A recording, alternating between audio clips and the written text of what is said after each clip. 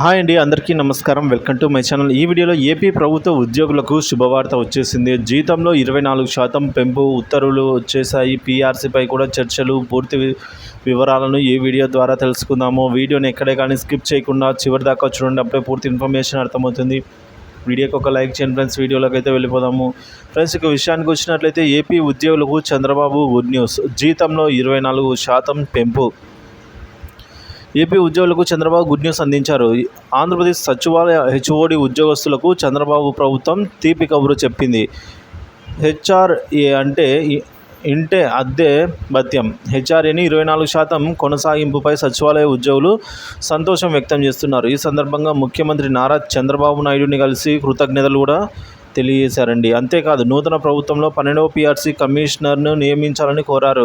త్వరగా ఉద్యోగులకు పీఆర్సీ అమలు చేయాలని ఉద్యోగ సంఘాల నేతలు ప్రభుత్వాన్ని ఓ ప్రకటనలో కోరడం జరిగింది. ముఖ్యమంత్రి చంద్రబాబు అధికారులతో ఈ సమావేశంలో రికార్డులు, ఇతర అంశాలపై అయితే చర్చించనున్నారు. వైఎస్ఆర్సీపీ పాలనలో అస్తవ్యస్తంగా జరిగిన భూముల రీసర్వేను నిలిపివేస్తున్నట్టు ఇటీవలే సీఎం చంద్రబాబు ప్రకటించిన సంగతి తెలిసిందే. ఇక చంద్రబాబు నాయుడు తీసుకున్న ఈ నిర్ణయంపై అయితే ఏపీ ఉద్యోగులు హర్షం వ్యక్తం చేశారు. సో ఈ విధంగా హెచ్ఆర్ఏలో 24% అయితే అమలు చేశారండి. అలాగే పీఆర్సీని అమలు చేయాలని త్వరగా కోరడం జరిగింది. ఇంకా అస్తవ్యస్తంగా జరిగిన భూముల రీసర్వేను నిలిపివేస్తున్నట్లు ఇటీవల సీఎం చంద్రబాబు ప్రకటించిన సంగతి తెలిసిందే అండి.